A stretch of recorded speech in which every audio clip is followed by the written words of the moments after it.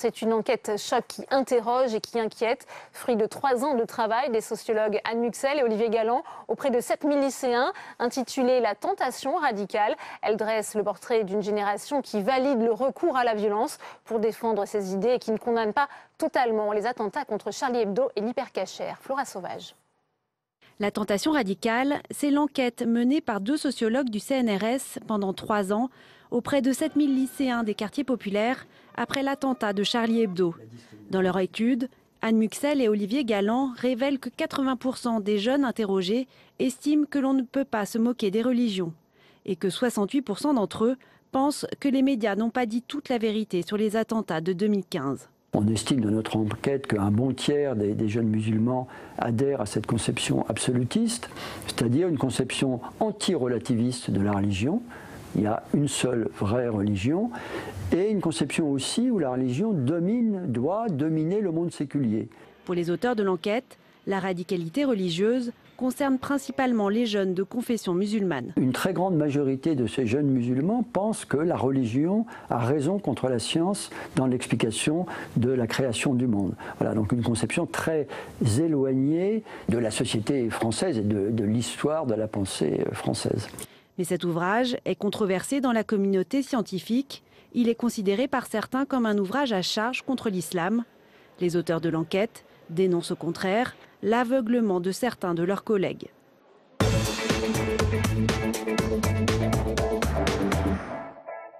Et on ouvre le débat dans Sénat 360 avec mes invités sur ce plateau. J'ai le plaisir d'accueillir Jacqueline Eustache-Brinio. Bonjour, vous êtes sénatrice LR du Val d'Oise. Merci d'être avec nous. Également sur ce plateau, Xavier Iacovelli. Bonjour, sénateur socialiste des Hauts-de-Seine. J'accueille également Marc Vanesson. Bonjour, vous êtes le directeur général de Vers le Haut. C'est un think tank dédié aux jeunes et à l'éducation. Et vous êtes par ailleurs auteur de Tous éducateurs et vous, paru chez Bayard en novembre 2017. Sur ce plateau également, Muriel Domnac. Bonjour, merci d'être là. Vous êtes secrétaire général du comité interministériel pour la prévention de la délinquance et de la radicalisation. Ma première question est pour vous. Comment avez-vous reçu cette étude des sociologues Anne Muxel et Olivier Galland? On a reçu cette étude avec beaucoup d'intérêt. D'abord parce que pour mieux prévenir, il faut mieux comprendre. Et c'est évidemment l'un des axes du plan prévention de la radicalisation présenté par le Premier ministre le 23 février. On oriente d'autant mieux notre action qu'on comprend mieux le phénomène. Et puis, deuxièmement, beaucoup d'intérêt pour cette enquête parce qu'elle confirme, d'une part, la vulnérabilité des jeunes à un âge assez précoce et deuxièmement, la nécessité d'un effort particulier sur l'école. Et c'est la raison pour laquelle on a consacré dans ce plan 10 mesures sur 60 consacrées à l'école. Et le ministre de l'Éducation nationale, Jean-Michel Blanquer, est très impliqué dans sa mise en œuvre. Jacqueline Eustache-Brinio, vous avez été surpris par les résultats de cette étude qui reste malgré tout controversée. On va y venir. Pas du tout. Pas du tout.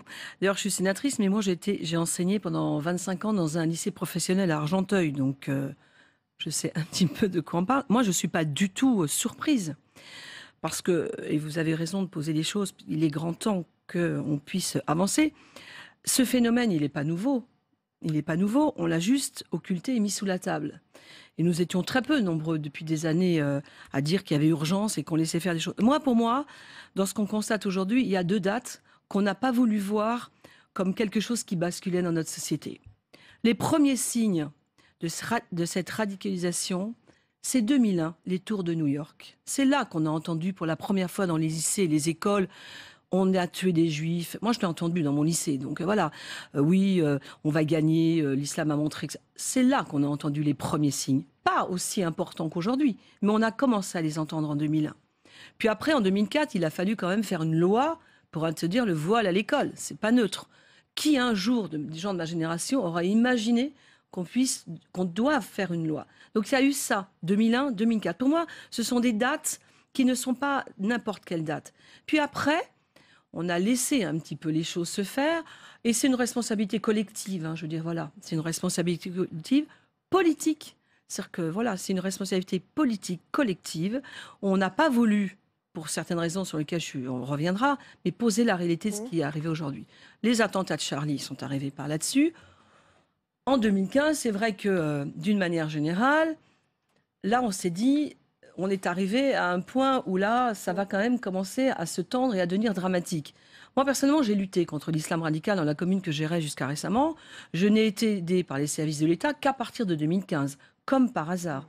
Parce qu'avant, on passait pour des méchants, alors que on avait comme objectif unique, nous ceux qui dénoncions cet islam radical, parce que parlons des choses, on ne parle pas d'autre chose, qui s'installait dans nos banlieues, dans nos quartiers, on n'avait qu'une envie, c'est de continuer à vivre comme on avait vécu jusqu'à présent, ensemble au-delà des religions. Sauf que la religion aujourd'hui, il y a un islam politique qui est toxique pour les enfants de ce pays, tous les enfants de ce pays. Xavier Iacovelli, est-ce que vous avez été surpris par cette adhésion à la radicalité religieuse et aussi à la violence qui ressort de cette étude ? Dans l'étude, il y a la radicalisation religieuse, mais il y a aussi la radicalisation politique. Et c'est un peu aussi ce qui ressort de ce rapport. C'est ça qui est intéressant, même si c'est inquiétant. Moi, je pense que, enfin, on a tous lu le dernier rapport, les derniers articles sur comment ça, les services de renseignement qui sont très inquiets, justement, de la montée de l'ultra-gauche et de l'ultra-droite. Alors, l'ultra-gauche, ça faisait quand même pas mal de temps qu'elle était surveillée. En tout cas, on l'avait bien centré. Par contre, l'ultra-droite, on voit de plus en plus de jeunes, justement, qui adhèrent à ces idées de l'ultra-droite. Donc, effectivement, il y a la radicalisation politique, principalement, on le voit dans cette étude, qui sont une radicalisation islamique, et non pas de l'islam, et non pas musulmane, parce que je pense qu'il faut bien faire la différence. Et puis, il y a vraiment une radicalisation politique, et ça, c'est aussi très inquiétant, parce que je pense que quand les deux sont liés, là, on peut avoir vraiment des situations compliquées. Mais je rappelle quand même, Madame la sénatrice, effectivement, ça dépasse tous les clivages, ce genre de sujet, et je pense que l'unité nationale est indispensable sur ces questions-là. Mais c'est vrai qu'on a certainement pris du temps. On n'a pas voulu voir ce phénomène, on n'a pas, disait Jacqueline Eustache-Brinio, certainement pas. Oui, je pense qu'on n'était pas forcément habitués. On ne s'attendait pas à ce qu'il y ait cette situation-là. Mais on n'a pas attendu non plus les attentats du Bataclan et de Charlie pour avoir un plan, notamment un plan anti-djihad de Bernard Cazeneuve en 2014. Donc il y a quand même eu des éléments qui ont été mis en place sous Sarkozy, même si effectivement il y a eu les renseignements généraux qui ont été un peu démantelés. On a quand même eu des actions. Donc on ne peut pas dire que l'État français ne faisait rien. Oui, mais effectivement, on a certainement occulté un certain nombre de sujets importants. Peut-être je suis d'accord, rapidement, mais je suis d'accord.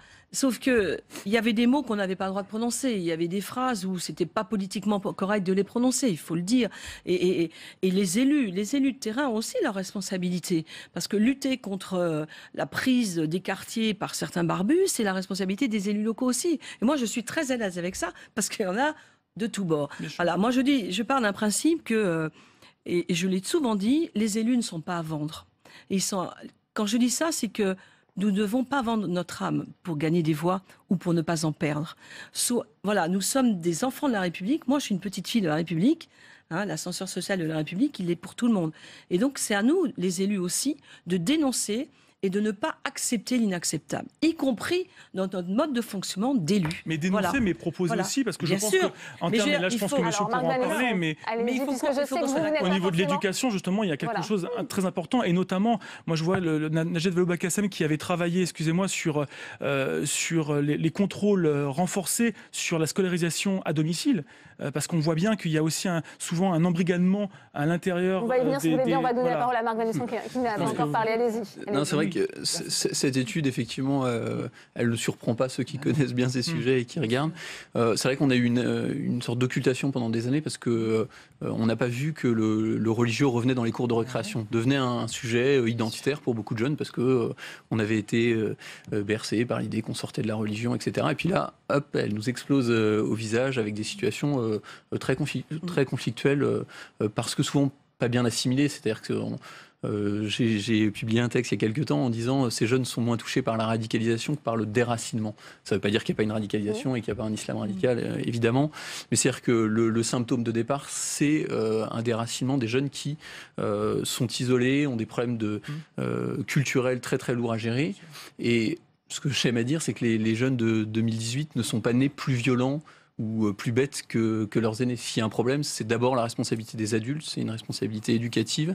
C'est pas que la responsabilité de l'école d'ailleurs, et ça, si je peux me permettre, c'est un des champs sur lesquels il faut vraiment qu'on arrive à travailler aujourd'hui. C'est-à-dire que la réponse souvent en France, c'est de dire il faut que l'État s'en occupe, il faut que du coup, on attend beaucoup de l'école, et l'école toute seule, elle va pas y arriver. Donc il faut vraiment qu'on arrive à faire une alliance de tous les intervenants, de tous les adultes, des familles, pour faire face à ce défi, parce qu'on en a pour plusieurs années. Ouais.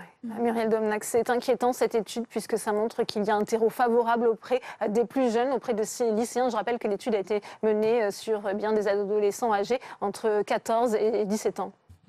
Oui, c'est très inquiétant parce que ça montre la prédisposition à la radicalité des jeunes avec effectivement un facteur religieux, ni déni de la réalité d'un facteur religieux, ni panique face à l'islam radical. Il faut se mobiliser l'État, mobiliser au-delà de l'État, vous avez raison monsieur, les élus locaux, comme disait Madame la sénatrice, ils sont en première ligne. Ça veut dire qu'ils ont beaucoup à attendre de l'État, mais le corps social a beaucoup à attendre d'eux également, en termes de mobilisation des capteurs qu'ils sont. Et puis, aux côtés de la communauté éducative, évidemment, les collectivités territoriales ont beaucoup à faire pour le périscolaire, parce qu'il n'y a pas que l'école. Et puis pour le lien social dans son ensemble, parce que là où le public, les acteurs publics en général démissionnent, la radicalisation prospère. Donc c'est un enjeu pour tous. Le plan Prévenir pour protéger que le Premier ministre a présenté le 23 février est un plan de mobilisation qui va au-delà de l'État, en insistant aussi, et je voudrais simplement vous proposer une réflexion sur ce plan, sur ce qu'il y a de nouveau dans cette génération, c'est qu'elle construit son rapport au monde dans Internet, les réseaux sociaux, et une propension au conspirationnisme qui est plus forte quand on est plus jeune. Alors ça appelle une mobilisation aussi, au-delà de l'État, au-delà de la communauté éducative, de la part des acteurs de l'Internet. On voit la défiance aussi des jeunes envers les médias. Je voudrais qu'on revienne un instant aussi sur la dimension éducative, puisque vous faisiez part de votre expérience en tant qu'enseignante. Quand vous avez justement entendu ce que vous nous avez dit tout à l'heure dans la cour, quelle peut être la réponse de la communauté éducative? Est-ce qu'il y a aujourd'hui des sujets tabous qu'on ne peut plus enseigner? À l'époque, on était très seuls, parce que c'était le début. Donc moi, à titre personnel, en tant qu'enseignante, évidemment, j'ai réexpliqué le fond, la forme, et voilà, parce que c'était, en plus, voilà, c'est extrêmement choquant. Voilà. Le problème, c'est que à chaque fois qu'il y avait ce type de problème, dans ces années-là, chacun était un peu dans son coin. C'était la réalité. Les enseignants étaient seuls, souvent, pour gérer les problématiques de cette radicalisation qui s'installait dans les écoles. Et aujourd'hui, enfin, j'ai envie de dire que je le dis enfin parce que vraiment je suis très transparente. Les enseignants aujourd'hui sont enfin soutenus par leur hiérarchie. Ils l'étaient peu jusqu'à présent. C'est-à-dire que souvent, on disait en gros pas de vague. On va essayer de gérer. C'est la réalité de ce qui se passait dans les écoles. On disait pas de vague. On ne sait pas comment le gérer vraiment. Parce qu'on n'avait pas subi au cœur même. On n'avait pas subi au cœur. Et puis sincèrement, il y avait un discours politique qui n'était pas très courageux sur le sujet. De droite comme de gauche. Donc je suis très à l'aise avec ça. Et ce discours politique, s'il n'existe pas, comment voulez-vous que des enseignants dans leur cours d'école puissent affronter tout seuls ces problématiques? Il y a un discours politique commun à avoir. Moi, je suis une acharnée de la laïcité. Pourquoi je suis une acharnée de la laïcité? Parce qu'elle préserve cette unité dans les écoles. Et ce qu'ont vécu de manière récente des enseignants dans les écoles primaires, avec cette religion au cœur de la cour des écoles, les enseignants, ils étaient très, très seuls. Très, très seuls. Donc, c'est un discours commun parce qu'il faut qu'on soit d'accord sur le constat. Parce qu'il y a aujourd'hui des choses hallucinantes qui se passent et dans les écoles et dans les quartiers. Et vraiment, est-ce qu'on a laissé trop de place en religion à l'école publique, à l'école républicaine? Je ne sais pas, mais en tout cas, dans l'invocation de la laïcité permanente, à mon sens, il y a quelque chose d'un peu biaisé, c'est-à-dire que c'est pas en sautant en disant laïcité qu'on va faire bouger les choses. Je ne sais pas, on va dire qu'il faut abandonner cette part du discours, mais en amont, il y a un travail vraiment très important sur quel est le terreau qui donne prise à des discours conspirationnistes, à des discours de propagande, etc. Je prends un exemple, la question de la langue. Tous les travaux des linguistes montrent que la maîtrise de la langue permet aussi de construire sa pensée, d'avoir un esprit critique, d'être capable de ne pas céder à n'importe quel discours. Donc tout le travail vraiment en amont, ne serait-ce que sur les fondamentaux, l'apprentissage de la langue française, la maîtrise de la langue française, c'est déjà une arme très très puissante contre la radicalisation. Et par exemple, je voudrais dire, il y a une tentation qui pourrait être dans les cadres de la lutte contre la radicalisation, qui pourrait être de dire, bon, on va multiplier les ateliers de lutte contre la radicalisation, de lutte contre le complotisme, etc. Si ça se fait au détriment de certains points fondamentaux comme ça, on va se tromper. Parce que les armes contre la radicalisation, c'est aussi la maîtrise de la langue, c'est le partage d'une culture commune. C'est la culture. Voilà, la culture exactement. dans son ensemble. Et ça, c'est vraiment un point sur lequel il faut vraiment insister. La réponse un peu catastrophée, alarmiste, qui consisterait à dire, bon, il faut qu'on mette des patchs en disant, ah, il y a un problème laïcité, il faut qu'on fasse de la laïcité. Je ne dis pas qu'il ne faut pas le faire, mais il y a un terreau sur lequel il faut travailler vraiment en amont, la maîtrise d'une langue, d'une culture commune, lutter contre ce déracinement. Est-ce que malgré tout, Xavier Iacovelli, il n'y a pas un constat d'échec de l'intégration de l'école républicaine dans cette étude? Oui, il y a un constat d'échec dans son ensemble, mais je ne pense pas que ça soit, encore une fois, pas seulement dû à l'école. Je pense qu'on n'a pas pris la mesure au niveau de l'État de ce qu'on a subi, ce qui fermentait depuis des années. On s'en est rendu compte en 2015. Oui, effectivement, à partir de 2014, on a commencé à mettre en place un certain nombre d'outils. 2015, ça a été effectivement un choc pour tout le monde, parce que pour la première fois, on était vraiment touché au cœur de la capitale. Enfin, on avait déjà eu des attentats en 95 notamment, mais aussi violents, aussi touchés à tout le monde comme ça, c'était quand même la première fois. Donc je pense qu'il y avait cette volonté aussi de répondre rapidement. Moi, je pense qu'effectivement, ça doit passer par l'éducation, mais l'éducation dans son ensemble, c'est-à-dire la culture aussi. Moi, si vous voulez, je ne crois pas à se mettre autour d'une table et parler de radicalisation, de déradicalisation, et qu'on va régler les problèmes comme ça. Je pense que ça passe par la culture. Ce week-end, j'ai été dans une association justement qui, par l'intermédiaire de la culture, parle à des jeunes souvent radicalisés. Et des animateurs me disait... Moi, j'avais une jeune qui était complètement voilée, on ne voyait que ses yeux. Et je ne veux pas stigmatiser, parce que pour le coup, c'était vraiment sur cette personne-là. Et en l'occurrence, au bout de 6 mois, elle a un simple foulard sur la tête, ça c'est son choix, et elle lit des passages du livre d'Anne Frank. Bon, je pense qu'il y a une progression, et c'est par la culture que c'est passé, c'est par le sport. Donc je pense qu'il n'y a pas seulement par on voit bien d'ailleurs les centres de rétention pour jeunes radicalisés. C'est un constat d'échec, on l'a vu au précédent gouvernement d'ailleurs.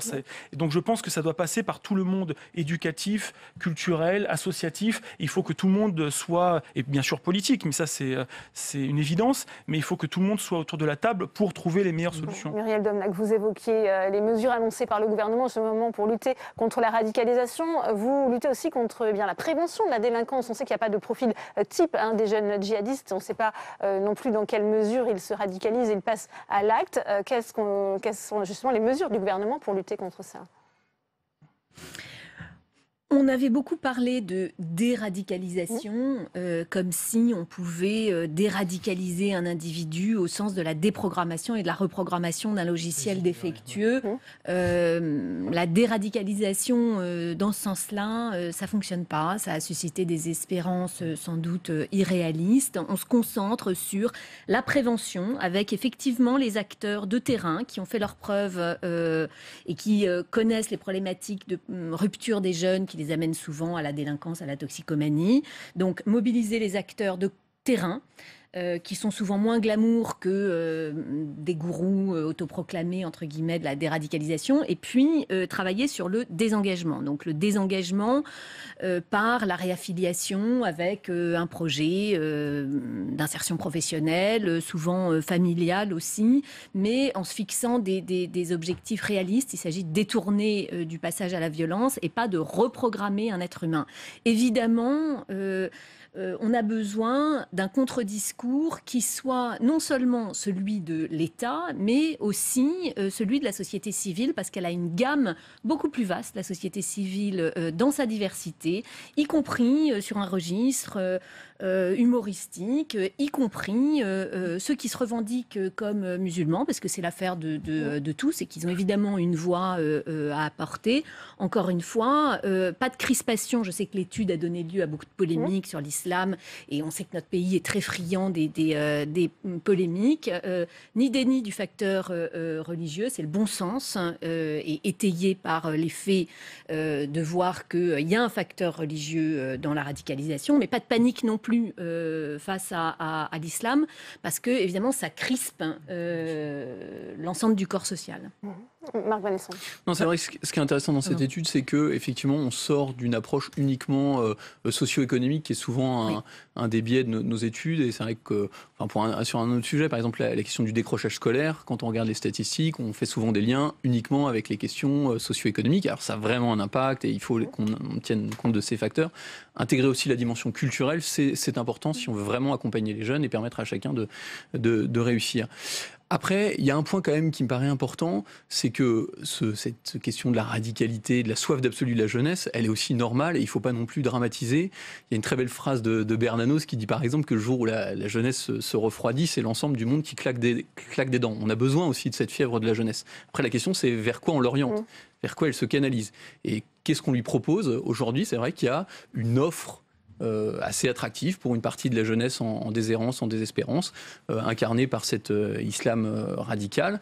Est-ce qu'on est capable de proposer aussi d'autres modèles d'absolu, d'engagement, parce que on ne combat pas le mal par le vide, on ne combat pas l'islam en disant uniquement laïcité, au sens où la laïcité serait un vide. Et donc, moi j'ai été très marqué dans le discours du président de la République pour l'hommage au colonel Beltrame il y a quelques jours.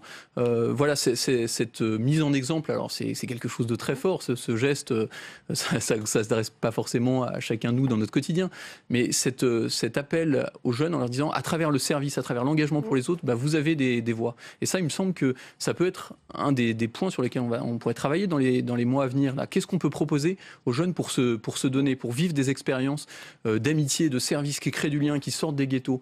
Et là, il va falloir qu'on s'attaque à Est-ce qu'il est encore temps, Jacqueline Eustache-Brinio, selon vous? Moi, je ne suis pas aussi optimiste que les gens qui sont sur cette table, parce que d'abord, on ne peut pas parler de la France en général, parce que ces problèmes-là, ils ne sont pas partout identifiés de la même manière. En Île-de-France, dans certaines grosses agglomérations, les problèmes sont plus difficiles et sont plus... Voilà.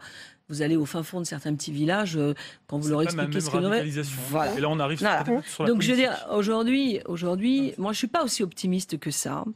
Je suis d'une nature optimiste, mais je suis pas aussi optimiste que ça, parce que je pense que ça passera obligatoirement par des choses qui vont déplaire.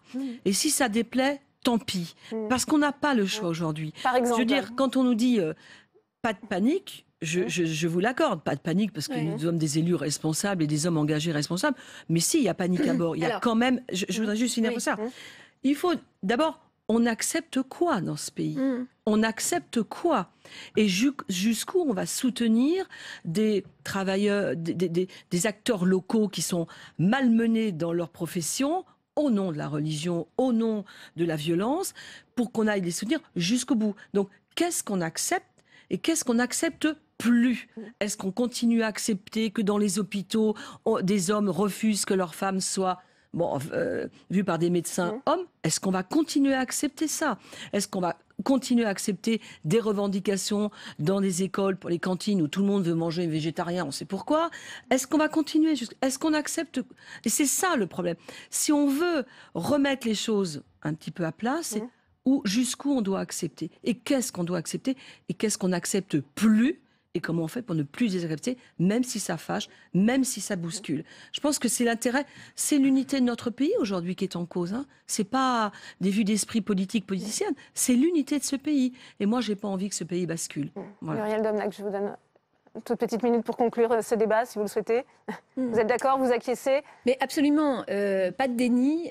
C'est aussi la raison pour laquelle le plan Prévenir pour protéger prévoit d'étendre la détection, non seulement dans les établissements scolaires, formation pour apprentis, mais également dans le sport, parce que le sport est une cible de la radicalisation, dans l'entreprise et dans l'enseignement supérieur. Donc il faut avoir la lucidité, bien sûr, d'identifier les problèmes pour pouvoir mobiliser et prendre en charge à un stade le plus précoce possible, parce que c'est de ça qu'il s'agit quand on veut prévenir. Bien, et puis vérifions aussi à qui on donne l'argent public. Bien, merci. Voilà. Absolument. On vient de sortir un arrêté ministériel. Merci Muriel Domnac, merci Jacqueline Eustache-Brinio, merci Xavier Iacovelli, merci à vous Marc Vanesson.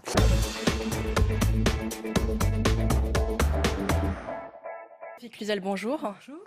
Nous allons parler ensemble de la stratégie nationale pour l'autisme qui a été dévoilée la semaine dernière par le gouvernement. Et on écoute d'abord les annonces de vendredi d'Édouard Philippe.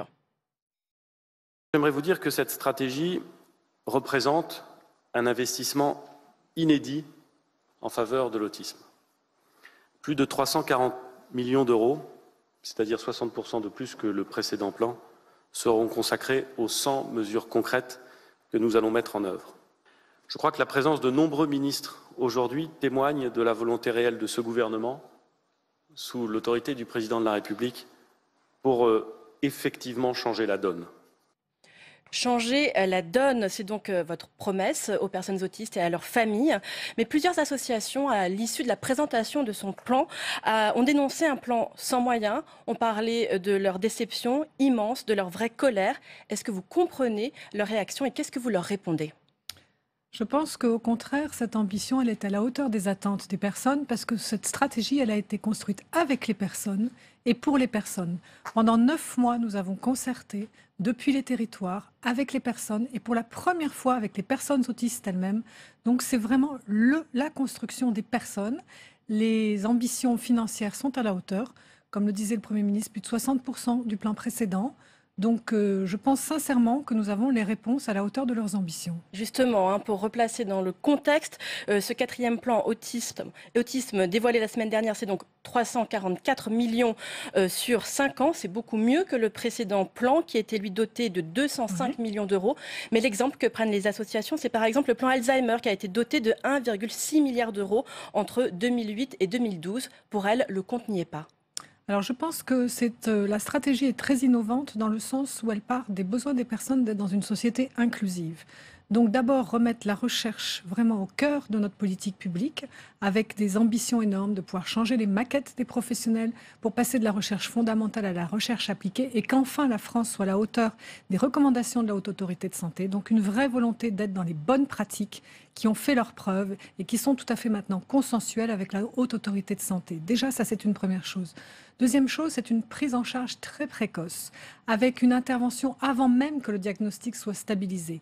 Puisqu'on a vu dans beaucoup d'autres pays d'Europe, et j'ai fait une tournée européenne pour aller voir justement comment ça se passe, et jusqu'au Canada, pas moi directement, mais jusqu'au Canada, et on voit bien qu'intervenir précocement donne des chances beaucoup plus importante. D'abord, évite les surhandicaps. Je rappelle que la France est très en retard en la matière, qu'elle a été condamnée plusieurs fois par le Conseil de l'Europe, qu'encore en 2015, elle a été condamnée par le tribunal administratif de Paris pour le retard historique dans la prise en charge de l'autisme. Donc justement, on se met en ordre de marche, de pouvoir intervenir précocement avec des premières lignes, remettre les généralistes, les pédiatres dans leur responsabilité de pouvoir donner l'alerte, de pouvoir commencer à intervenir précocement et surtout avec un reste à charge financier pour les familles très très réduit pour que justement ça peut être 2 500, 3 000 euros par mois la prise en charge d'un autiste complète pour une famille. Voilà, donc justement on se met en ordre de marche pour avoir une diminution réelle du reste à charge, pour pouvoir intervenir précocement et puis après on stabilise le diagnostic et après on rentre dans la moulinette, je dirais administrative de la maison départementale du handicap et là de nouveau les prises en charge sont totalement complètes avec les allocations d'éducation pour les enfants, etc. Mais ce que l'on veut, c'est vraiment prendre le problème dès le plus jeune âge pour permettre cet accès à la maternelle, permettre que cet enfant autiste puisse enfin rentrer dans les apprentissages et avoir cette école inclusive derrière. Puis après, on travaille sur l'insertion professionnelle et aussi sur les adultes autistes, car c'est la première fois que cette stratégie prend en compte les besoins immenses pour les adultes autistes. Un mot encore tout de même sur les questions budgétaires, puisque la Cour des comptes a estimé que la prise en charge de l'autisme en France, elle était environ de 7 milliards d'euros. Je vous propose d'écouter Hugo Oriot, que nous avons reçu la semaine dernière sur le plateau de Public Sénat. Lui estime que ces 7 milliards d'euros sont très mal attribués. On l'écoute. Il y a déjà 7 milliards d'euros annuels, selon le dernier rapport de la Cour des comptes, qui sont déployés dans l'autisme. Or, ces budgets sont entre les mains des lobbies gestionnaires du médico-social et des hôpitaux de jour, qui sont tous les deux dans l'institutionnalisation de la population autiste. Donc la vraie question, c'est est-ce que le président de la République va être capable, par volonté politique, vu que c'est de l'argent public, d'affronter ces lobbies et de transférer ces crédits vers l'éducation nationale s'il veut vraiment faire une école inclusive.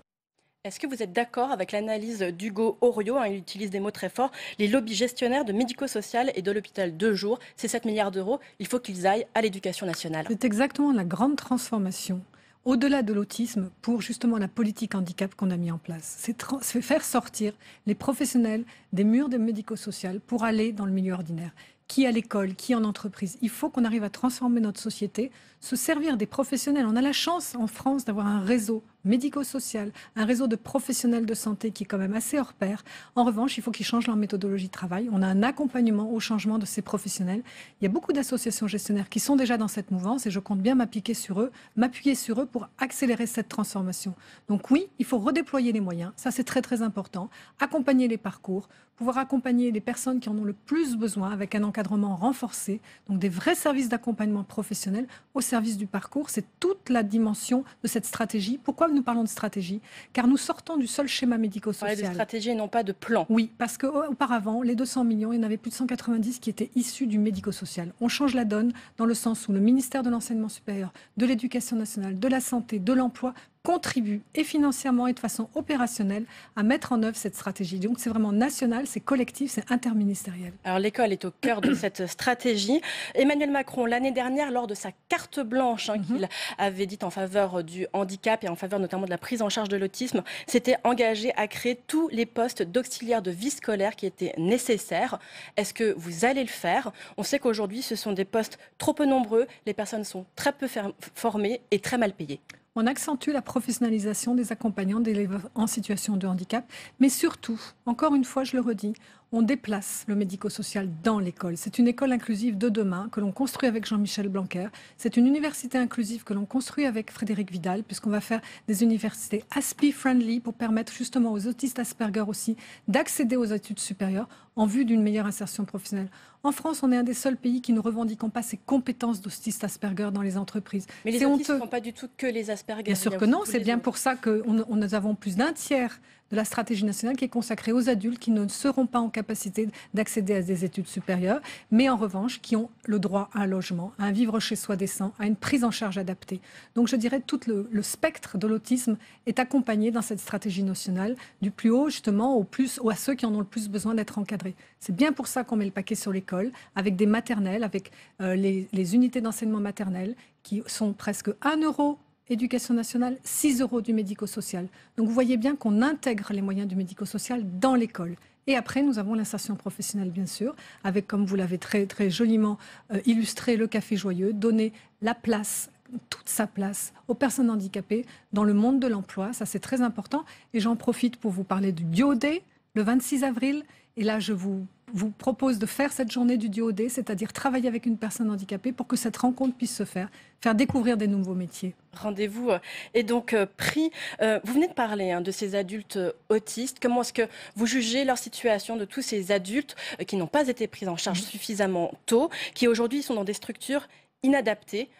Cela émeut quand même très peu de personnes. On parle beaucoup des enfants, mais vraiment trop peu des adultes aujourd'hui qui sont pour la plupart dans des hôpitaux. Vous avez raison. La prévalence fait presque apparaître un chiffre de 600 000 adultes autistes. Seuls 75 000 d'entre eux sont diagnostiqués et donc ont une prise en charge adéquate. Donc on a un immense défi là à relever, de pouvoir voir où ils sont, pouvoir mieux les diagnostiquer pour adapter cette prise en charge, qu'elle soit enfin de qualité et corresponde à leurs besoins. C'est un très grand défi et la stratégie fait une grande place à cet axe-là.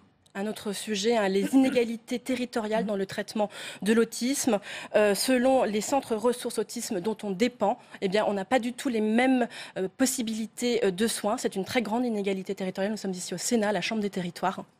Alors, ce n'est pas tellement de soins, mais c'est surtout de diagnostic pour les centres de ressources autisme. Il y a un blocage au niveau du diagnostic. C'est pour ça qu'on anticipe en amont la possibilité d'intervenir même avant que le diagnostic soit posé pour pouvoir fluidifier ce parcours.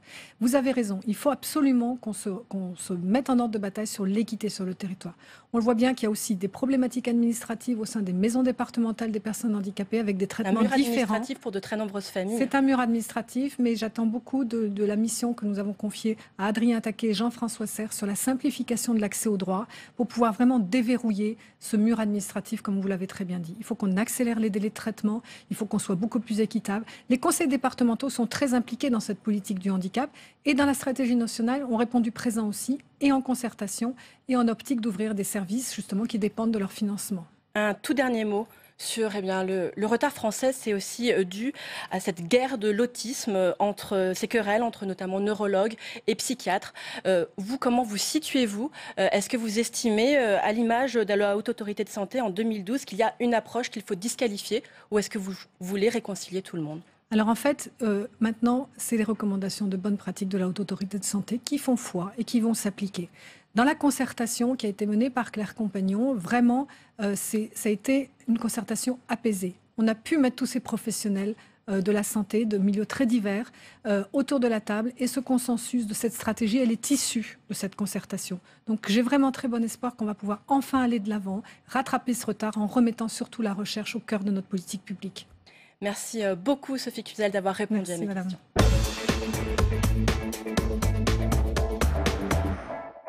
Monsieur le Premier ministre, au moment même où nous parlons, le Conseil de sécurité des Nations Unies est réuni à New York. Le sujet, triste litanie, est une fois plus le massacre de nombreux civils syriens par une attaque aux armes chimiques dans la banlieue de Damas par les troupes de Bachar el-Assad. Triste litanie aussi que le déni des parrains russes du dictateur, complices et coupables, dont l'ambassadeur à l'ONU explique sans rire qu'il s'agit de fake news, comme il l'a fait il y a quelques jours dans l'affaire du Novichok à Londres.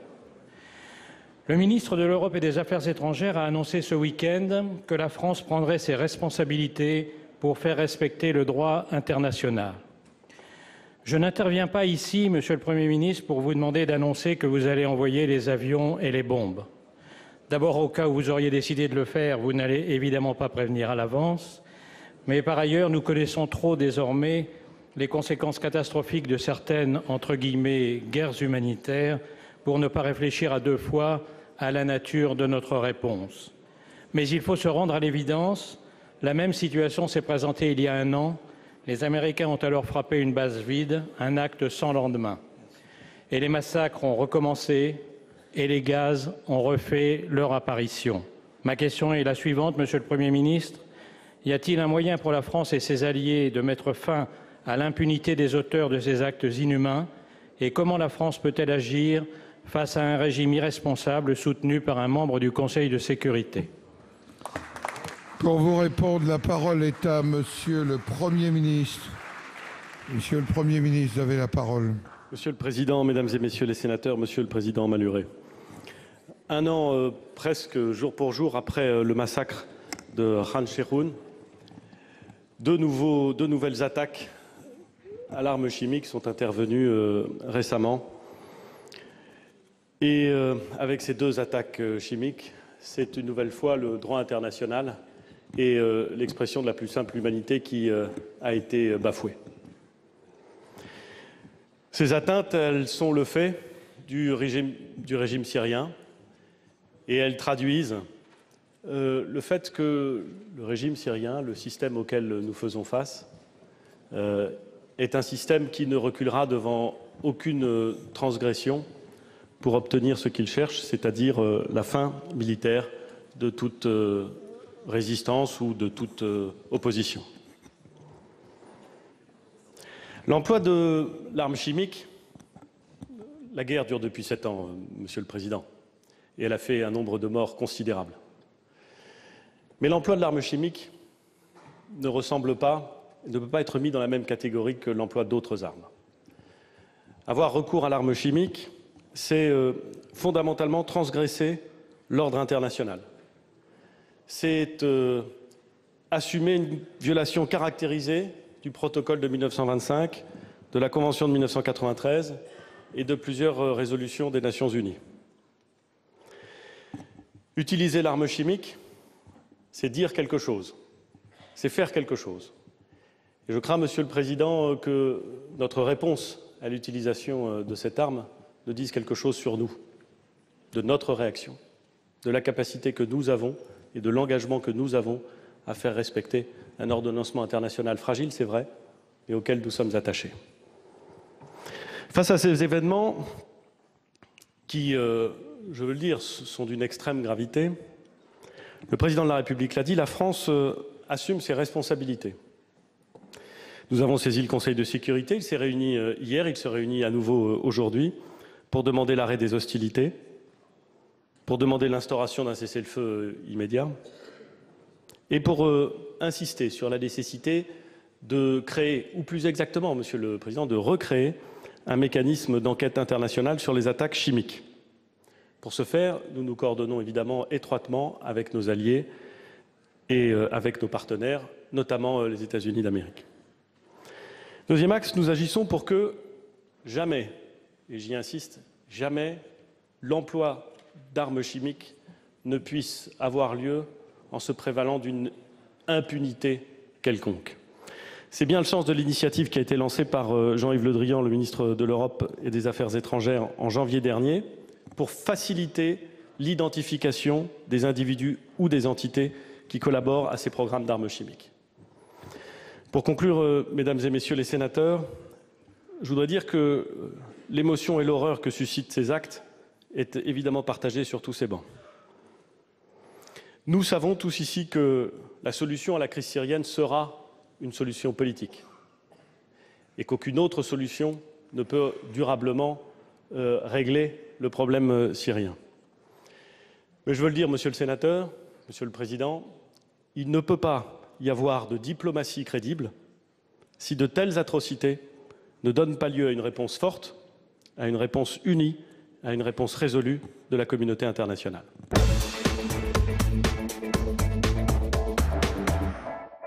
Ma question s'adresse à Monsieur le Premier ministre. Ce matin, dans une tribune publiée par France Info, 425 enseignants dénoncent la loi Orientation et réussite des étudiants et sa plateforme Parcoursup. Ils appellent au retrait de cette réforme absurde et expriment leur soutien aux étudiants mobilisés depuis des semaines. Ces étudiants, ces enseignants rejettent à raison une sélection à l'entrée de l'université qui ne dit pas son nom. Le diagnostic est pourtant simple. Vous pouvez avoir la politesse de vous taire quand même. Bon, merci. Le diagnostic est pourtant simple. Faute de place et de moyens, tous les étudiants ne peuvent être accueillis dans l'enseignement supérieur français. Quant aux milliards d'euros évoqués par Madame la ministre de l'Enseignement supérieur, destinés à la refonte du premier cycle, nul n'en a encore vu la couleur et aucun document budgétaire n'y fait référence. Or, la réforme à mener, avant tout, est de donner à nos universités les moyens d'un fonctionnement décent. Hier, des CRS ont interrompu une réunion d'étudiants et d'enseignants sur le campus de Nanterre. Bel exemple de réponse du gouvernement dans les...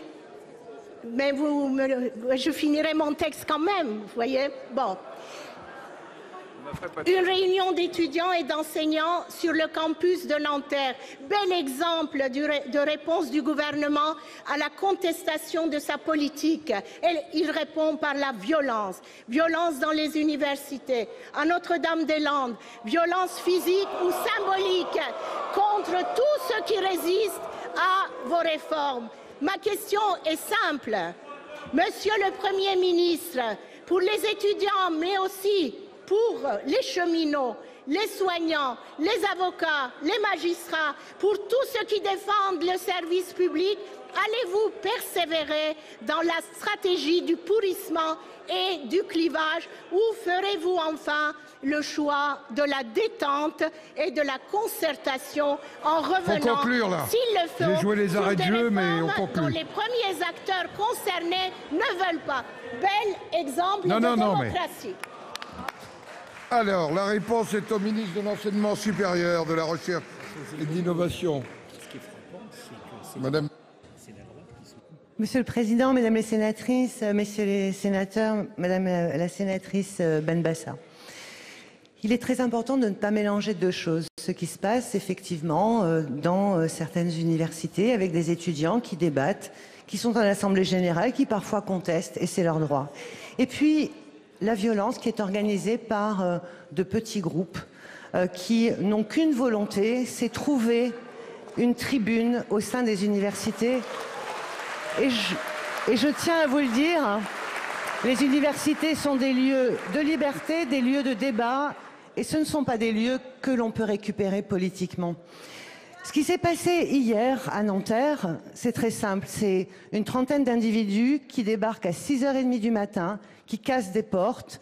Ça s'appelle tout simplement un délit. Et c'est normal que le président d'université, dans ces conditions, demande aux forces de l'ordre qui nous protègent d'intervenir pour protéger le site, les personnels et les étudiants.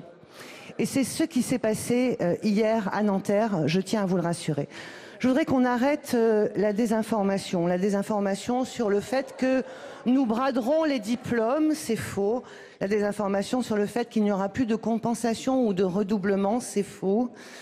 L'amplification avec un président d'université qui me disait encore hier, Assemblée générale, 70 personnes, 35 pour le blocage, 33 contre, 55 000 étudiants au travail.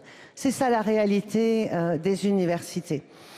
Ce que je voudrais rappeler enfin, c'est que croire dans le débat, croire dans l'échange, croire dans la démocratie, c'est aussi entendre la voix du plus grand nombre, c'est-à-dire entendre les étudiants qui s'expriment pour dire qu'ils souhaitent réviser et passer leurs examens.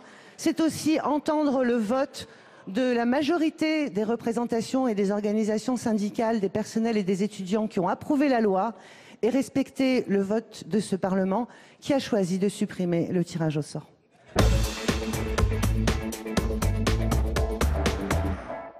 J'ai le plaisir d'accueillir Pascale Louet-William. Bonjour, merci d'être avec nous. Vous êtes conseillère à la Cour d'appel de Versailles, vous êtes secrétaire nationale de l'Union syndicale des magistrats. Merci à vous. Également sur ce plateau, Youssef Badré, bonjour. Vous êtes porte-parole du ministère de la Justice. Et deux sénateurs, Jacques Bigot, bonjour. Vous êtes sénateur socialiste du Bas-Rhin, vice-président de la Commission des lois. Et face à vous, Loïc Hervé, bonjour, sénateur Union centriste de la Haute-Savoie, secrétaire de la Commission des lois. Première question pour vous, puisqu'on a vu, Pascale Louet-William, cette mobilisation finalement un peu inhabituelle de la part à la fois des avocats, des magistrats, des greffiers. C'est vraiment ce projet de loi qui inquiète profondément la profession ?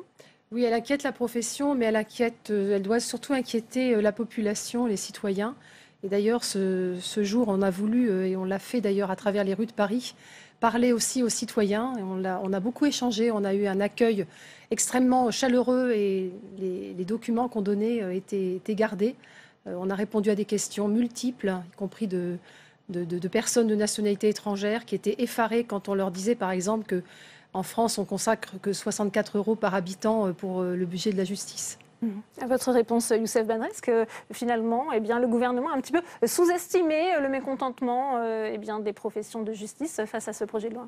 Je ne pense pas que le gouvernement, en tout cas j'ai parlé au nom de la chancellerie, ait sous-estimé le mécontentement. Je pense que cette loi de programmation, elle est importante. Elle comprend effectivement beaucoup d'articles, beaucoup de dispositions.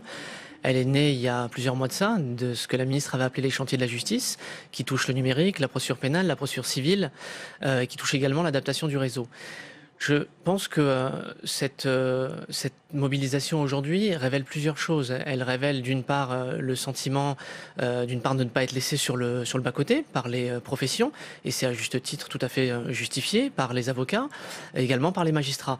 Mais en réalité, on ne peut pas dire aujourd'hui que le budget de la justice est ce qu'il est aujourd'hui sans prendre en compte les efforts considérables qui ont été faits. Si on prend juste l'exposé des motifs de la loi aujourd'hui, les premiers articles vous indiquent qu'il y a une augmentation sur le quinquennat d'1,6 milliard. Je pense que c'est quand même quelque chose qu'il faut prendre en compte aujourd'hui, qu'il y a 6 500 créations de postes qui sont également prévues sur le quinquennat, que c'est donc une augmentation de 24%. Je dis ça, c'est pas tellement le porte-parole qui parle, c'est le magistrat qui parle, qui a été en juridiction, qui a souvent aussi râlé contre le manque de moyens et qui voit aujourd'hui un effort considérable. Alors certainement qu'on part de très loin, mais je pense qu'aujourd'hui il faut quand même qu'on puisse constater un fait qui est avéré, c'est qu'il y a une augmentation du budget pour la justice et qu'ensuite, évidemment, sur les dispositions de la loi, j'espère qu'on aura l'occasion d'en revenir parce qu'il y a quand même beaucoup de choses qui méritent d'être précisées et qui méritent aujourd'hui d'être dites, notamment pour les justiciables. Ouais. Jacques Bigot, une augmentation du budget de la justice, visiblement, ça ne suffit pas à calmer la colère et on le voit à travers cette journée justice morte. Vous savez, le précédent garde des Sceaux, Jean-Jacques Urvoas, avait dit la justice est sinistrée. Il avait raison. Lorsque le président de la commission des lois, Philippe Bas, a proposé une mission sur le redressement de la justice, j'y ai largement participé et j'étais co-rapporteur d'une proposition de loi à partir de cette mission.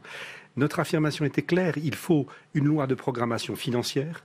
On souhaitait qu'elle vienne le plus tôt possible. On a d'ailleurs reproché à la ministre de ne pas l'avoir fait tout de suite pour 2018. Une programmation financière pluriannuelle qui pourrait trouver un consensus et qui s'accompagne aussi de réformes. On peut parler de la réforme du numérique, c'est une chose, mais ça ne suffira pas.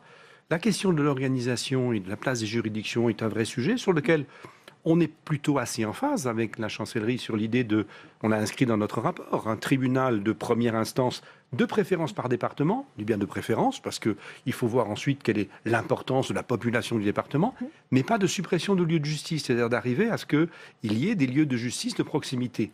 Ce n'est pas simple. Donc, par contre, ce que je constate, c'est que le vrai sujet, la vraie préoccupation pour la chancellerie, c'est de travailler sur le dialogue. Les chantiers ont été mis en place rapidement, mais le dialogue, il existe depuis longtemps.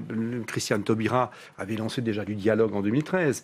Il y a déjà toute une série de réflexions. Je pense qu'il faut continuer à se mettre sur la table avec l'ensemble des professionnels, mais aussi des usagers, parce qu'il faut que les professionnels entendent aussi des usagers. On va y venir, Loïc Hervé. Quel regard portez-vous sur cette mobilisation? Moi, quand je vois les visages de ces avocats magistrats qui manifestaient aujourd'hui, dont certains de mon département que je reconnais sur vos images, je crois que leur mobilisation, elle est le reflet légitime d'une préoccupation et des conditions de travail d'une justice indigente dans notre pays. Vraiment. Et moi, je suis dans un département qui a la chance encore d'avoir 3 tribunaux de grande instance, héritage historique du traité de Turin peut-être, mais dans lesquels on croise des magistrats, des avocats mobilisés, motivés à défendre une justice. Donc les annonces du porte-parole du ministère sont importantes, je les entends, mais il faut aller plus dans le concret et rassurer énormément. Moi, ça fait une dizaine d'années que je suis élu local. Il y a eu la réforme Dati, il y a eu la réforme Taubira. Je crois que la manière dont les réformes de la justice ont été conduites dans le pays ces dernières années sont aussi une source d'inquiétude, de ne pas revivre, de ne pas avoir à revivre des choses qui ont déjà été vécues. Donc il y a forcément une forme de traumatisme qui est ressentie. Et je pense que Nicole Belloubet aura beaucoup de travail à recréer un lien de confiance avec les magistrats et qui sont dans les juridictions, sur le terrain, vous l'avez été, monsieur, et en même temps avec aussi toutes les professions du droit qui sont elles aussi en phase directe avec la société et les maux de la société française.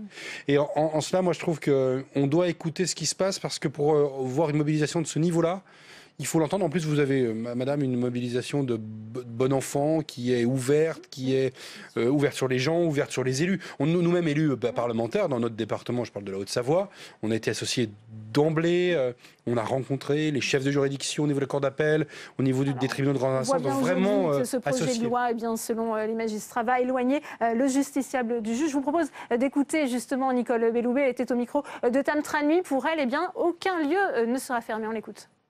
Je peux aujourd'hui évidemment vous confirmer que tous les tribunaux de grande instance resteront, que toutes les cours d'appel resteront et que évidemment tous les lieux qui sont aujourd'hui des tribunaux d'instance resteront également en place. Il y a des points qui font l'objet d'une véritable approbation, d'autres en revanche qui sont plus contestés par les professions du droit ou les organisations syndicales.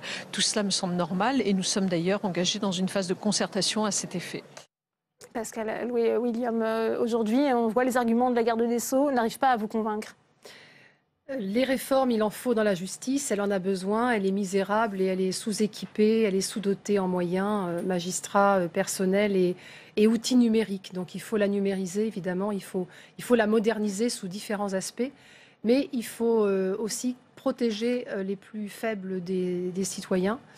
Il faut la rendre plus accessible, ce qui n'est pas dans ce projet de loi, contrairement aux annonces qui en sont faites. C'est une belle opération de communication que Mme Belloubet a pu faire jusqu'à maintenant. Malheureusement, la communication, elle ne l'a pas vraiment faite avec les représentants aussi bien des magistrats que des avocats. D'ailleurs, la plupart maintenant, effectivement, on va dire, ont refusé, ne sont plus à la table de la discussion.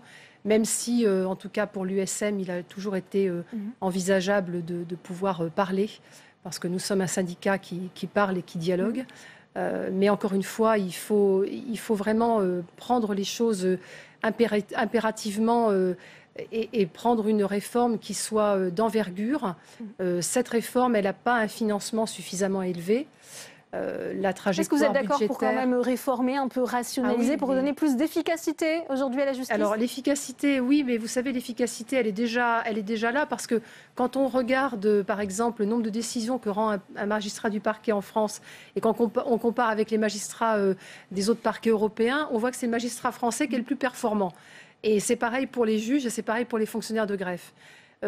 Actuellement, les juges, les fonctionnaires, ils sont sous tension maximum, avec effectivement très très peu de moyens, et ils travaillent de manière, je dirais, non seulement excessive, mais presque préoccupante. Et d'ailleurs, je pense qu'il y a aussi un sujet qui doit inquiéter, à mon avis, le ministère, c'est celui des RH, parce que les annonces qui sont faites de création d'emplois, c'est très important, on les demande, mais il faut monter encore plus la trajectoire budgétaire. C'est pas suffisant ce qui est dans le projet de loi. Concernant les avocats, des concessions ont déjà été faites. Ils ont obtenu, par exemple, la possibilité de recourir à une comparution sur reconnaissance préalable de culpabilité sans avocat. Ça va être supprimé du projet de loi, vous le confirmez? Oui, alors je confirme, mais surtout je voudrais évidemment rebondir sur ce qui vient d'être dit, parce que la concertation, le dialogue avec les professions, et notamment, comme vous le citez, avec les avocats, a été constant depuis le départ. Depuis le lancement des chantiers de la justice, moi, j'ai pas spécialement à avoir de parti pris, en fait, sur ce projet de loi. Je veux dire, moi, je suis le représentant également et le porte-parole aussi des fonctionnaires du ministère de la Justice. Je ne peux que constater et vous dire ce que j'ai constaté depuis le départ. Ce que j'ai constaté, c'est que les chantiers de la justice, certains chefs de file des binômes, notamment dans le cadre des consultations, étaient des avocats. Qu'il y a un certain nombre de personnes, évidemment, représentants de syndicats, magistrats, professionnels, fonctionnaires, ont tous été consultés dans le cadre de ces chantiers. Qu'à la suite de ces restitutions, qui avaient été faites aux alentours du 15 janvier de mémoire, les avocats, on a toujours été en concertation avec les avocats. Il y a des réunions de travail qui se sont faites, à la fois avec la ministre, à la fois avec le cabinet de la garde des Sceaux. Ça, je crois que c'est d'ailleurs même pas contesté. Depuis le départ, ça a été fait également avec les directeurs des différentes directions du ministère de la Justice.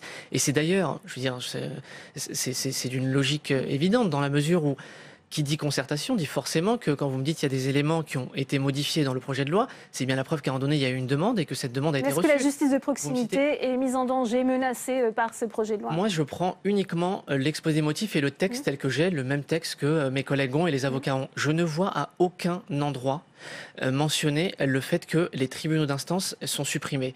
Ce que je constate et ce qui, à mon avis... fusionnés ? Exactement. Ce que je constate et qui mérite d'être précisé parce que c'est très important pour les justiciables, comme pour les avocats, comme pour notamment les magistrats. La justice d'instance, les juges d'instance, c'est une justice qui excelle. Elle fonctionne très bien. Ce sont des magistrats spécialisés, c'est la justice de proximité. Ce sont tous des magistrats qui ont choisi de l'être. On n'est pas juge d'instance par hasard. On fusionne, effectivement, c'est une fusion juridique, c'est-à-dire que le magistrat, le juge d'instance, est rattaché juridiquement au tribunal de grande instance. Sauf que, je vous donne un exemple, sur le tribunal d'instance, par exemple, d'Aubervilliers, demain, le tribunal d'instance, s'il est rattaché au tribunal d'instance, ça voudrait dire que le président pourra, s'il le souhaite, en concertation avec le barreau, avec les élus locaux, avec les magistrats, dans le cadre du dialogue social qu'il y a également au sein des juridictions, prévoir, par exemple, plus de compétences en concertation avec lui, moins de compétences, mais à aucun moment, je comprendrais la logique d'un président de juridiction qui irait détricoter une juridiction qui fonctionne bien. Ces chambres-là, qu'on appellera tribunaux d'instance, seront toujours maintenues. À aucun moment, la justice de proximité ne sera enlevée aux citoyens. Est-ce que cette justice de proximité, justement, vous la voyez menacée par ce projet de loi? Alors, je pense que la garde des Sceaux annonce que tous les lieux de juridiction seront maintenus. Je crois qu'elle est sincère. La réalité, c'est que les gens de ce milieu-là se disent « Oui, mais qu'est-ce qu'il y restera dans ces lieux de proximité ?» C'est un vrai sujet.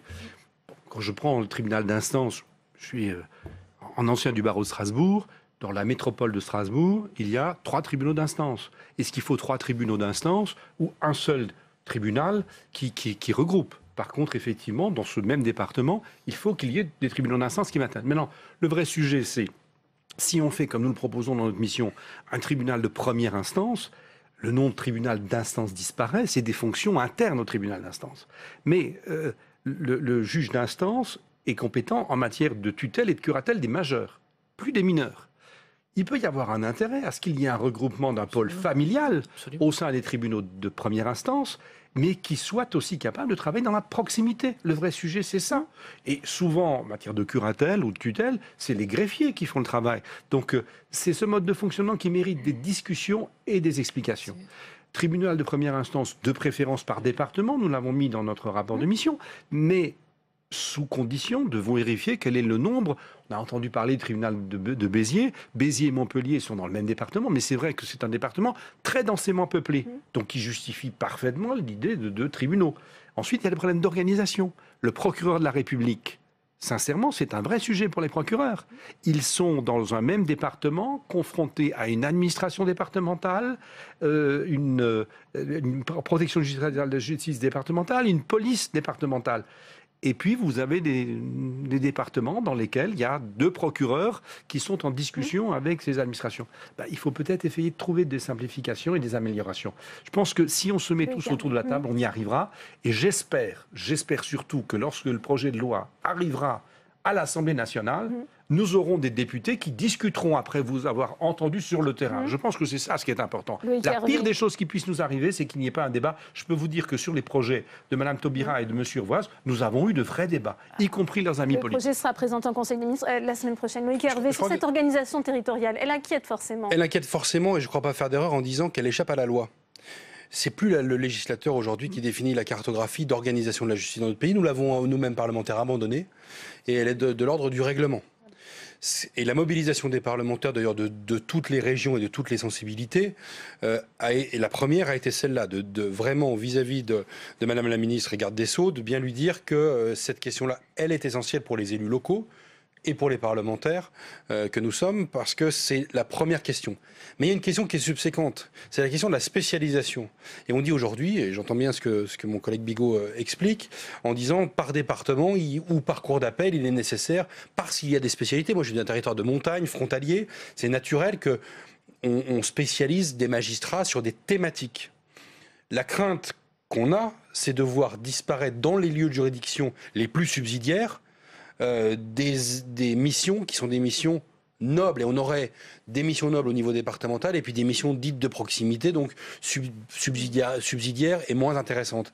Et en faisant ça, le vrai risque, notamment, et c'est pour ça que ça a un impact sur le travail des avocats, c'est qu'on risque d'avoir une justice à plusieurs niveaux.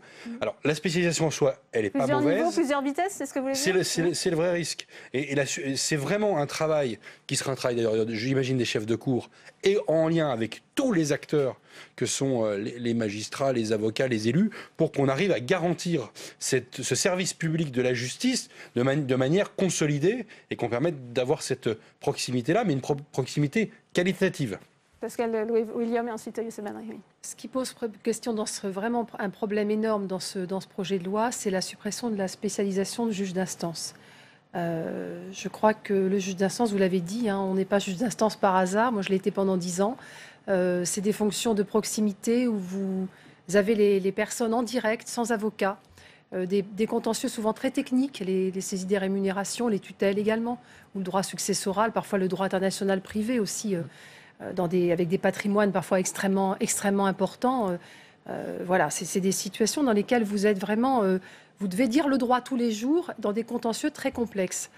Et supprimer cette fonction spécialisée pour la rattacher effectivement, devenir un juge du tribunal de grande instance, c'est vraiment supprimer une fonction qui est au plus près des personnes les plus vulnérables, encore une fois dans des contentieux très techniques. Et ça nous paraît être une totale... D'abord, c'était absolument pas du tout dans les propositions des chantiers. Et ensuite, ça nous paraît être vraiment aller à l'encontre de toute la philosophie de l'accès au droit, notamment. Il faut de l'accès au droit peut-être plus numérisé, c'est vrai, mais il faut vraiment faire attention à cette justice sur ce point, qui protégera les plus faibles. En réalité, nous sommes parfaitement d'accord, vous et moi, pour une raison très simple, c'est que la ministre, l'a déjà indiqué et explicité, et je sais que c'est également ce qui a été expliqué au ministère de la Justice, c'est que la question de la spécialisation, en fait, elle répond à 2 critères. Le premier, c'est la grande technicité, et le deuxième, c'est le faible volume d'affaires numériques. Je vous donne un exemple, puisqu'on a donné, tout à l'heure, on donne des exemples par département. Je prends le département de la Seine-et-Marne, dans lequel j'ai commencé. Vous avez 3 TGI, Fontainebleau, Melun, Meaux. En réalité, on sait tous comment ça se passe dans une petite juridiction, c'est que vous avez 1 ou 2 juges qui font office qui ont plusieurs casquettes. Il peut faire du JAF le lundi, il peut faire du GEX le mardi, il peut faire des tutelles ou un autre contentieux le mercredi. L'idée, c'est de se dire, est-ce que sur un département, sur un contentieux qui a une technicité, il n'est pas plus logique, mais encore une fois en concertation avec les élus locaux, avec le barreau, parce qu'effectivement ça a des incidences majeures sur un cabinet qui est spécialisé là-dedans. Est-ce que demain il devra faire 100 km ou 80 km? Ça aura un impact financier pour lui, mais ça ne se fera pas, c'est pas le fait du prince tout seul dans son coin, c'est de se dire, est-ce qu'il n'est pas finalement plus logique, pour en plus une cohérence de jurisprudence et de spécialisation, d'avoir peut-être un juge, je dis un exemple, je sais pas, à Melun, pour traiter tout ce qui est propriété intellectuelle, pour traiter tout ce qui est expropriation. Je pose juste la question, mais encore une fois, ça se fera en concertation. Et bien, moi, je pense qu'en réalité, nous disons finalement un peu la même chose.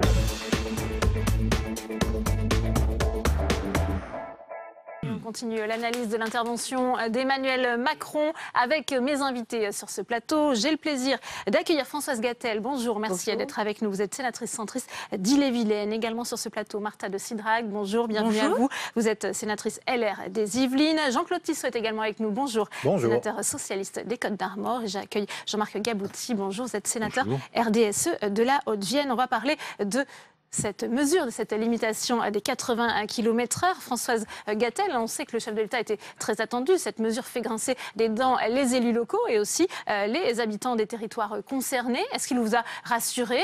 Ça sera une expérimentation. Et si ça ne marche pas, on l'abandonne ou en tous les cas, on confiera au département la décision de continuer ou non? Alors, sur le dispositif expérimentation-évaluation, moi, je trouve que c'est une excellente chose.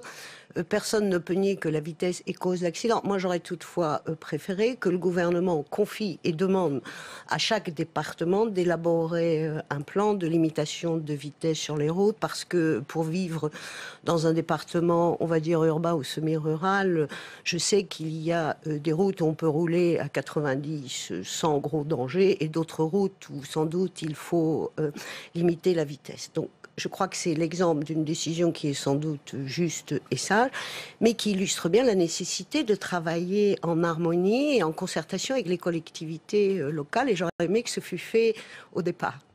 Martha de Cidrac, sur cette mesure qui était assez emblématique de la colère des territoires, qu'avez-vous pensé justement de cette annonce du chef de l'État?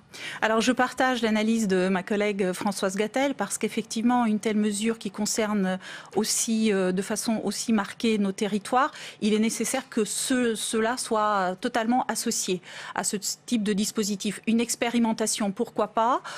Simplement, je pense qu'aujourd'hui, et vous savez qu'il y a un groupe de sénateurs qui travaille sur ce thème, on demandait en fait un certain nombre, absolument, et d'ailleurs le groupe se réunit la semaine prochaine pour justement faire une restitution un tout petit peu de l'état des études aujourd'hui.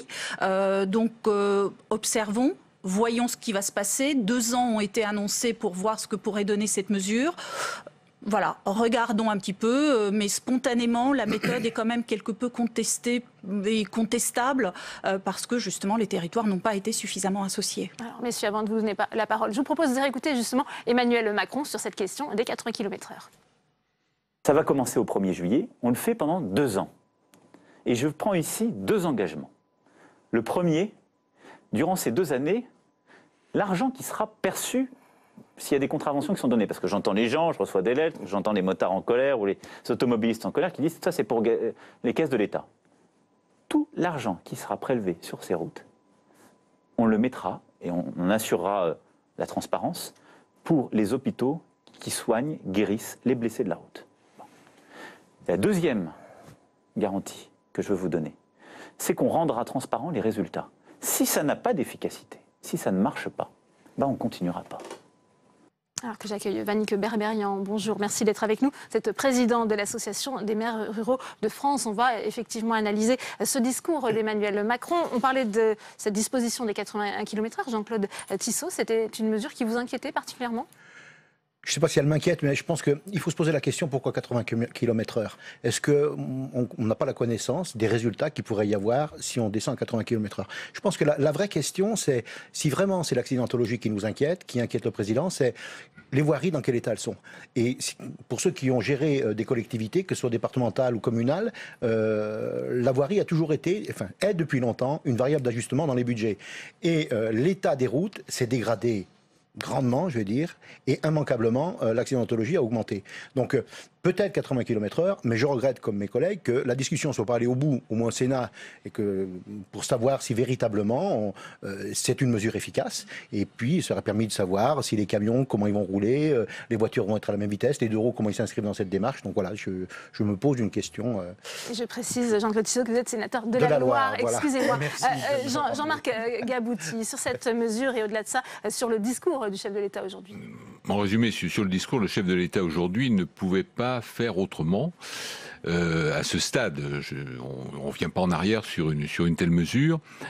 Sur l'expérimentation, c'est en apparence une bonne ouverture. Moi, je suis assez sceptique sur l'ensemble du dispositif parce que comment mesurer l'effet exact alors que d'autres mesures sur l'alcoolémie, sur l'utilisation de stupéfiants, sur un certain nombre de domaines vont être prises en même temps. Comment isoler l'effet de la diminution de la vitesse sur l'évolution de l'accidentologie à échéance 2 ans?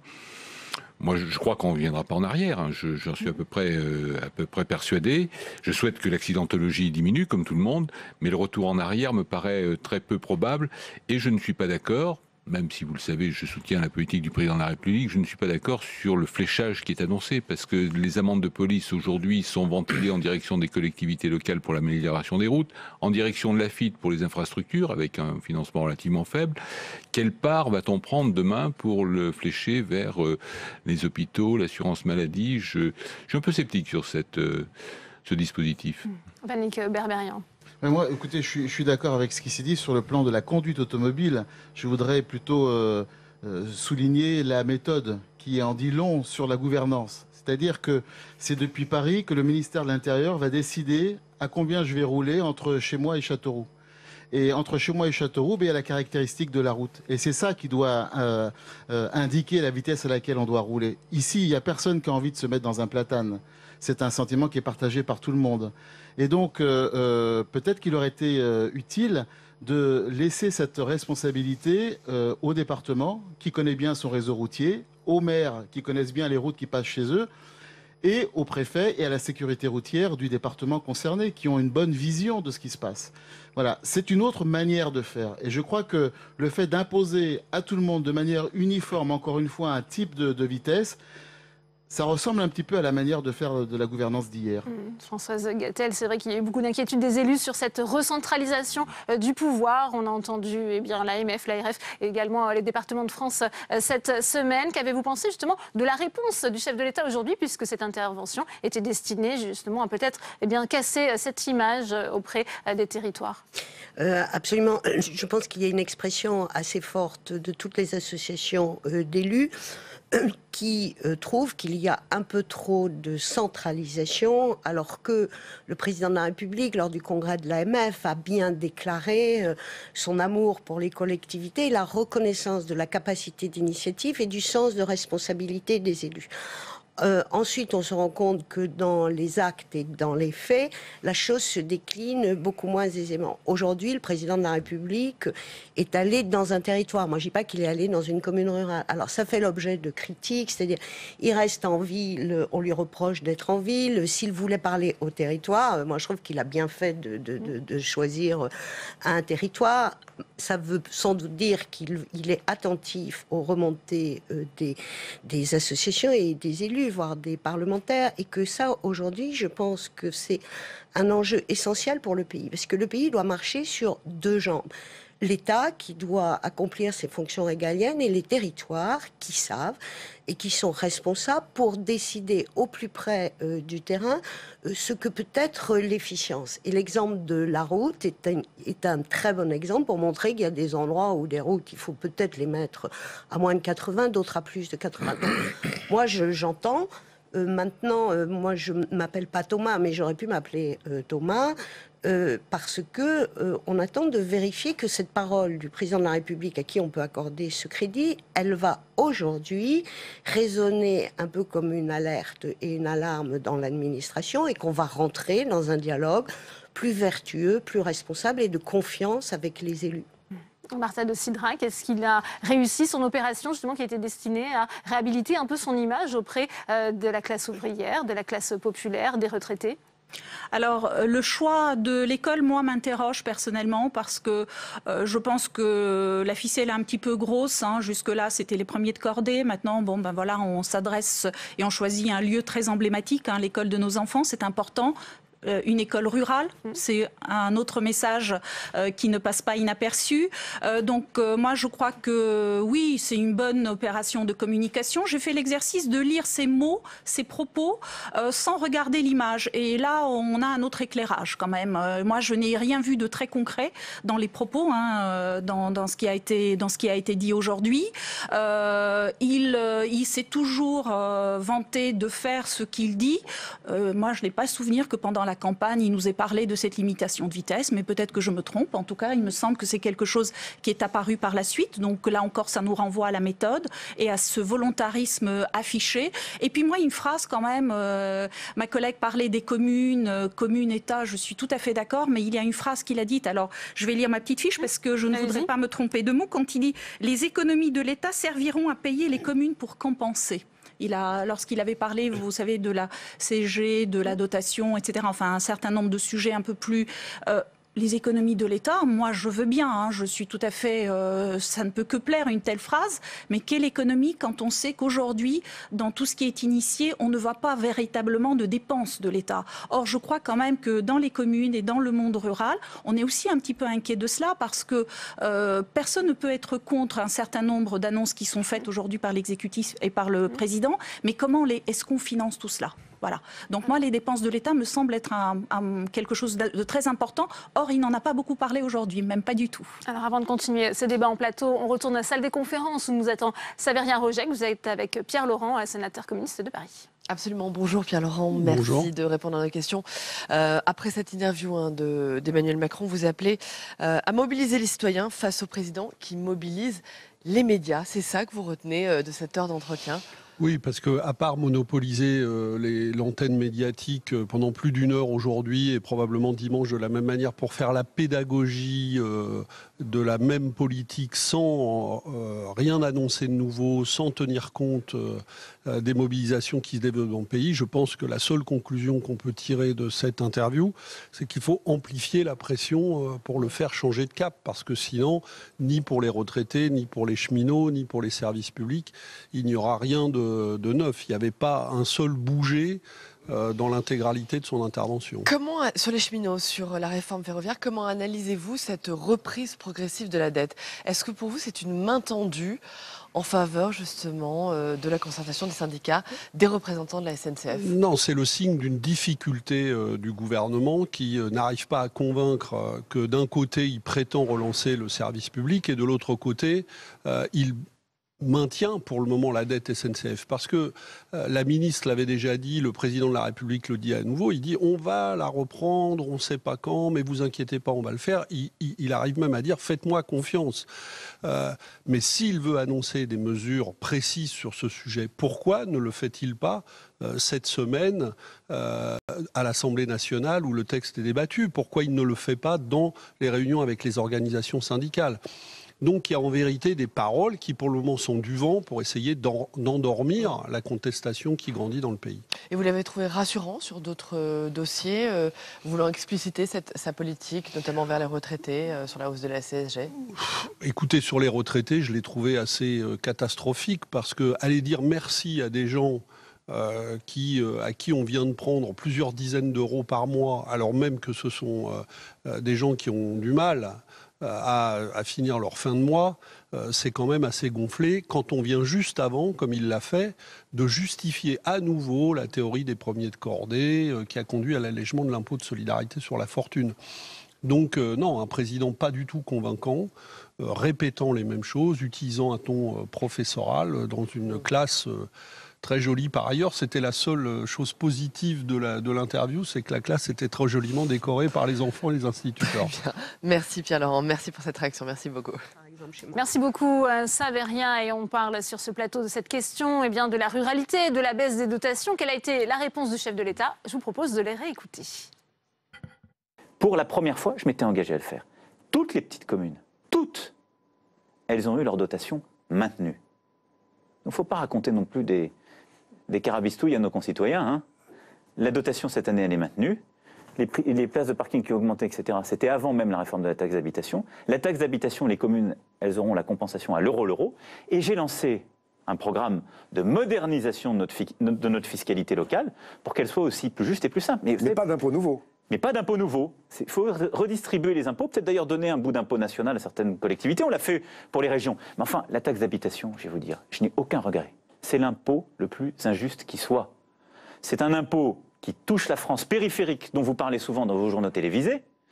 Il est généralement beaucoup plus élevé dans les villes moyennes ou les petites villes que dans les grandes villes.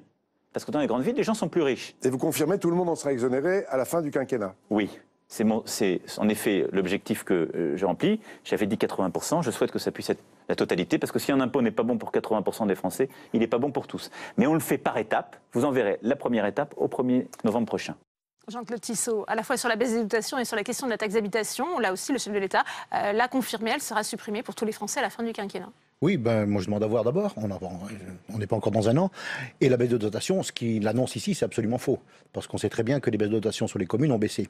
Mais moi je suis déçu de son discours général, on va dire, parce que si on reprend point par point, on peut le démontrer. Par exemple sur l'école.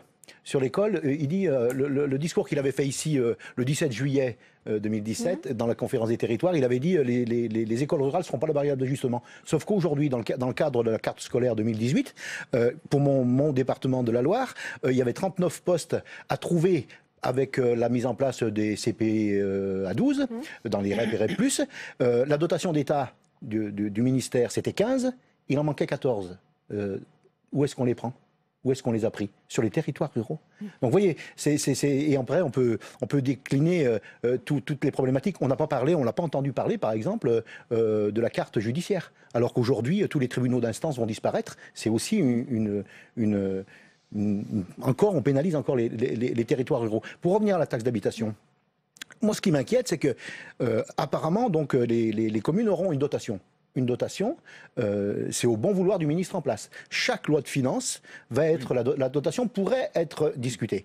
Mais ce qui m'inquiète le plus, c'est que les communes perdent leur autonomie fiscale. Et là, c'est grave, parce que aussi, nos citoyens sont déconnectés du fonctionnement de leur commune, puisqu'ils ne paieront plus l'impôt de la taxe d'habitation. Vanille Bermer, vous êtes également très en colère. Je vous donnerai la parole, Jean-Marc Gabouty, après. Je suis en colère et déçu. J'ai écouté avec beaucoup d'attention cette interview. J'étais parti sans idée préconçue. Et sincèrement, voilà, la question de la ruralité n'apparaît pas. Et en plus de ça, il y a des carabistouilles énormes. Quand le président de la République dit que les dotations n'ont pas baissé depuis longtemps, c'est faux. Donc il faut être très très précis quand on dit des choses comme ça. Pour certaines, ça n'a pas baissé. Pour d'autres, ça a même augmenté. Et puis pour beaucoup, ça a baissé. Et donc le fait de dire de manière comme ça, un petit peu synthétique, que ça n'a pas baissé, ça laisse entendre que finalement, quand les élus ne sont pas contents et expriment leur désaccord, quelque part, ils trichent. Donc voilà. Il ne faut pas qu'il y ait de carabistouille dans les deux sens. Jean-Marc Gabouty. Non mais je crois que pour bien connaître le problème des dotations, il faut d'abord regarder l'enveloppe au niveau national. Cette l'enveloppe normée a baissé effectivement de quelques milliards. C'est la compensation en TVA en direction des régions. Sinon l'enveloppe normée dans laquelle il y a effectivement la DGF n'a pas baissé au niveau national. Ensuite qu'il y ait des baisses suivant les communes qui perdent de la population et celles qui augmentent de la population, ça a toujours existé, ça existera toujours. Sauf qu'il n'y a pas eu de baisse globale des dotations cette année. Alors que derrière, on conteste en disant les dotations sont trop élevées dans le milieu urbain, ce que je crois d'ailleurs, et pas assez dans le milieu rural, ou du moins l'écart est trop important. C'est un autre débat, et c'est la réforme des dotations et de la fiscalité locale qui mérite d'être engagée. Mais il n'y a pas de baisse de dotations cette année, et on a même eu, alors dans la répartition, je veux dire que les dotations de développement rural ont été confortées. On n'a pas retrouvé la totalité dedans de la suppression de la réserve parlementaire, mais on a retrouvé une partie non négligeable. Et je crois qu'à défaut d'être une situation idyllique, on a quand même un coup d'arrêt à ce qui se faisait depuis 2013 en matière de baisse de dotation. Bon, j'ai toujours participé à l'élaboration du budget de ma commune cette année encore, même si je ne suis plus maire, donc j'ai bien regardé le détail, ainsi que sur les autres communes. Il y a des communes qui baissent, mais elles auraient baissé quel que soit le système antérieur, parce qu'elles perdent de Françoise Gatel, la population. il dit, le chef de l'État, pas de fatalité, mais il y a une organisation à trouver en fonction des territoires et de la démographie aussi. Oui, mais on a un vrai sujet là-dessus. C'est-à-dire, quand il dit que globalement, les dotations aux collectivités n'ont pas baissé, c'est vrai. Mais qu'à l'intérieur, ça varie. Certains peuvent gagner, certains perdent selon des paramètres. Mais en tout cas, ça montre bien qu'on est au bout d'un système aujourd'hui de fiscalité locale. Et il n'y a pas d'autonomie des collectivités, puisqu'on fait un système de péréquation. Et si on défend l'autonomie des collectivités, c'est-à-dire que les pauvres, ils vont rester pauvres avec leur argent et leur misère, et les riches garderont leur richesse. On a un vrai problème. Par contre, c'est qu'aujourd'hui, la dotation de l'État, elle varie selon que vous soyez un habitant de la ville ou un habitant des champs. Et qu'un habitant de la ville rapporte plus à sa collectivité qu'un habitant qui habite dans une commune rurale, alors même que dans les communes rurales, on a des vrais enjeux d'accessibilité, des vrais enjeux de service public. Donc moi, je pense qu'il faut être sur un système plus juste et qu'un citoyen, c'est un citoyen, et qu'ensuite, il y a une deuxième question.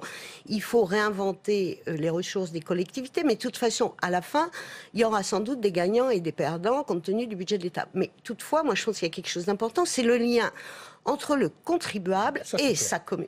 Parce que moi, je trouve je n'aime pas du tout l'idée de gratuité absolue des services. C'est-à-dire, les communes, elles gèrent des cantines, des centres de loisirs, elles font de la voirie, elles collèguent les ordures ménagères, et on ne peut pas laisser croire à quelqu'un que c'est gratuit, comme quand vous allez à la pharmacie aujourd'hui où vous ne payez rien. Donc, il faut un lien entre la collectivité et le contribuable. Et qu'il faut nous donner un impôt qui soit dynamique. Parce que si on nous donne un impôt qui ne prospère pas, selon la croissance de population ou les difficultés qu'on peut avoir en territoire rural, on n'arrivera pas à boucler notre budget quand, sur les 5 dernières années, ce que l'État n'a jamais dit, c'est que non seulement les 5 dernières années, l'État a baissé nos dotations, mais nous a transféré plein de compétences pendant qu'il ne faisait pas d'économie. Donc, effectivement, moi je suis d'accord, mettons tout ça à plat, mais soyons équitable entre la France des champs et la France des villes. Supprimer cette taxe d'habitation, c'est un impôt injuste, mais il faut de la compensation, créer de nouvelles recettes dynamiques.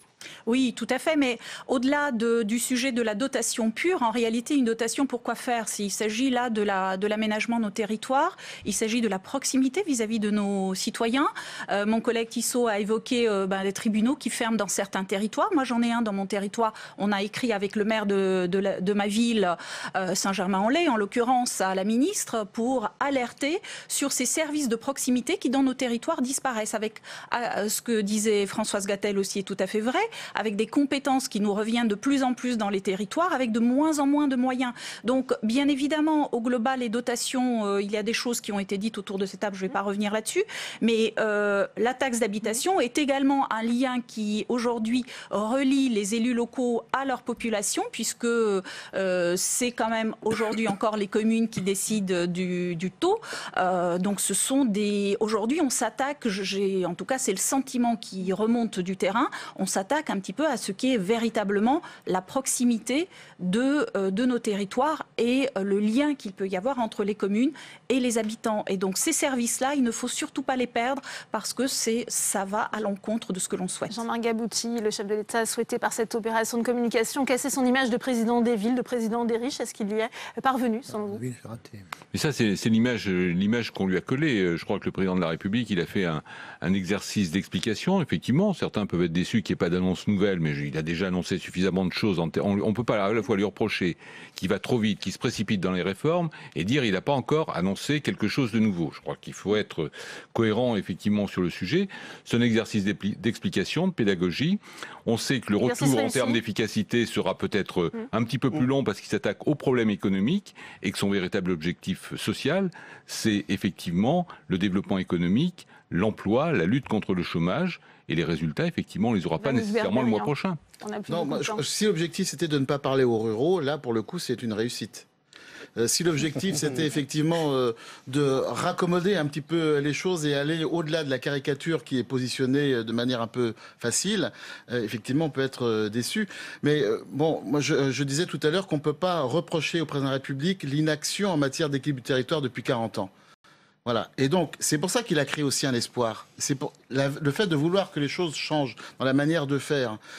Ça crée quelque chose, ça crée une attente. Et on aurait aimé qu'à l'occasion de cette rencontre, soient annoncées des choses. La sénatrice parlait de décalage, de ce gap entre les dotations pour un habitant des villes et des campagnes. Rien que dire ça, c'est montrer qu'on regarde les choses différemment. Il faut investir massivement dans les territoires ruraux. C'est ce qu'on attend du président de la République. Et je crois qu'à la fin de la semaine, il y a une autre rencontre au niveau des médias. J'espère qu'il y aura la possibilité de rattrapage.